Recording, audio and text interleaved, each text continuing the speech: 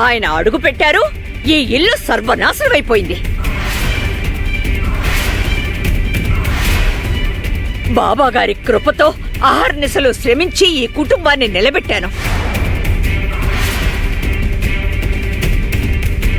ఈ ఇంటి మీద నాకెంత హక్కుందో అదే హక్కు గురు జింగురోబాకి, నాగోజీ బాబాకే ఉంది. మా ఆయన గారు మతి లేకుండా ఈ ఇంటి బాధ్యతలు మీకు అప్పగించారు. నేను ఆయనలాగా తెలివి తక్కువ దాన్ని కాదు.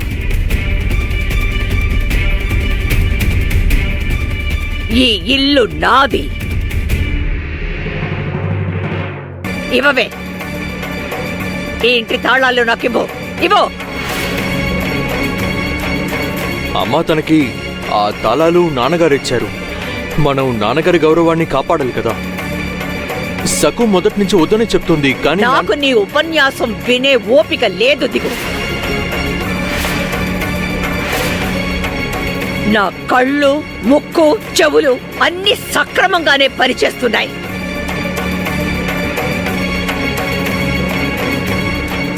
ఈ ఇల్లు నాది, నిర్ణయాధికారం నాదే.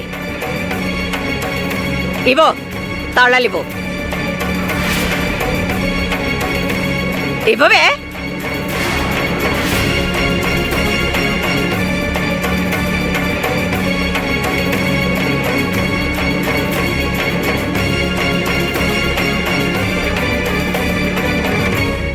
చాలా ముఖ్యమైన విషయం. నేను చెప్పేది మీకు సమ్మతమైనా కాకపోయినా ఈ ఇంట్లో ఎవ్వరూ నాకు ఎదురు చెప్పకూడదు. మీకు సంజాయిషులు ఇచ్చుకోవాల్సిన అవసరం నాకు ఎంత మాత్రమూ లేదు. నా మాట ఎవరైతే వినదలుచుకోరో వాళ్ళు ఈ ఇంట్లో నుంచి వెళ్ళిపోవచ్చు.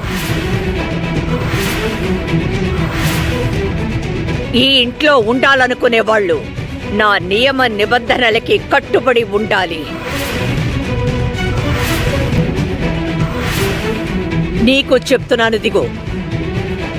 ఒకవేళ నేను చెప్పేది నీకు నచ్చకపోతే మరుక్షణం నీ భార్యతో ఇల్లుదిలి వెళ్ళిపోవచ్చు. ఎందుకంటే నీలాంటి భార్య విధేయుడైన కొడుకు ఉన్నా లేకపోయినా ఒకటి. ఆపండి.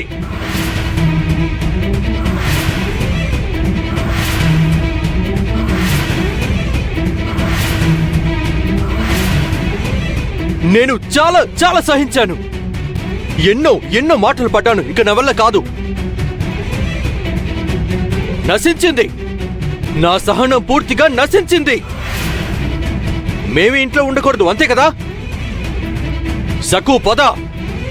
మనం ఇప్పుడే ఈ క్షణమే ఇల్లు వదిలి వెళ్ళిపోదాం.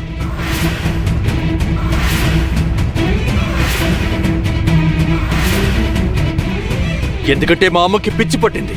పిచ్చి. మేము ఇప్పుడే ఈ క్షణమే కట్టుబట్టలతో ఇల్లు వదిలి వెళ్ళిపోతున్నాం.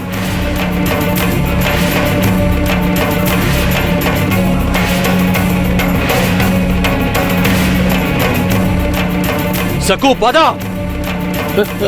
ఏమండి నేను చెప్పేది కాస్త ఏమండి ఆగండి. నేను చెప్పేది కాస్త వినండి.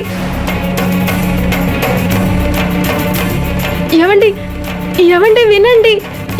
వినండి, కాస్త ఆగండి. నేను చెప్పేది వినండి. లేదు సకు, నేనిక ఈ ఇంట్లో ఒక్క నిమిషం కూడా ఉండను. ఈ లోకం చాలా విశాలమైంది సకు. ఇద్దరం ఏ కూలో నాలా చేసుకుని బతుకుదాం. వీళ్ళనే మాటలు వింటూ ఈ ఇంట్లో ఉండాల్సిన అవసరం మనకి లేదు. ఏమండి, మీకు మరీ ఇంత కోపం అయితే ఎలా చెప్పండి? కన్న తల్లి కోప్పడితే ఎక్కడైనా పిల్లలు ఇల్లు వదిలి వెళ్ళిపోతారా? చూడండి, అత్తయ్య గారికి మన అవసరం చాలా ఉంది. ఎందుకంటే ఆవిడిప్పుడు ఆరోగ్యంగా లేరు. ఆవిడ మానసిక స్థితి పూర్తిగా దెబ్బతింది. లేదంటే ఆవిడ మిమ్మల్ని ఇంట్లో నుంచి వెళ్ళమని ఎందుకంటారు చెప్పండి? ఆవిడకి మీరంటే ఎంతో ప్రేమ, కానీ ఆవిడ మనసు ఇప్పుడు స్థాయిలో లేదు. నిన్న రాత్రి కళ్ళారా చూశారు కదా. ఆవిడలాంటి పరిస్థితుల్లో ఉన్నప్పుడు మనం వదిలి వెళ్ళటం భావ్యంగా ఉంటుందా? ఆవిడ ఏదో ఆవేశంలో అలా అనుంటారు. అంత మాత్రాన మనం కోపగించుకుని ముందు వెనక ఆలోచించకుండా ఇంట్లో నుంచి వెళ్ళిపోతే అత్తయ్య గారు విలువల్లాడిపోతారండి. ప్రస్తుతం ఆవిడ మానసిక వేదన అనుభవిస్తున్నారు. మనమే కాపాడాలి. సకు, ఏం మాట్లాడుతున్నావు? నీకు అసలు అర్థమవుతోందా? ఆవిడ నిన్ను మంత్రగత్త అంటోంది. కానీ నువ్వు ఆవిడ పక్షాన మాట్లాడుతున్నావు. నీచుడైన బాబాగారిని సమర్థిస్తూ అమ్మ బాబా గారు దుర్మార్గుడని ఆవిడ గ్రహించట్లేదు. బాబా గారు నిజస్వరూపం ఏంటో మనకి తెలుసు, కానీ అత్తయ్య గారికి అది తెలియడానికి కొంత సమయం పడుతుంది. నేను ఏ విధంగా అయితే పాండురంగణ్ణి, రుక్మిణిని భక్తిగా పూజిస్తానో, దుర్గమ్మ తల్లిని కొలుస్తానో, అదే విధంగా అత్తయ్య గారికి బాబా మీద అత్యంత భక్తి శ్రద్ధలున్నాయి. నేను చెప్పేది వినండి, మీకు నమస్కరిస్తాను. ఆవిడ్ని ఒంటరిగా వదిలేయకండి.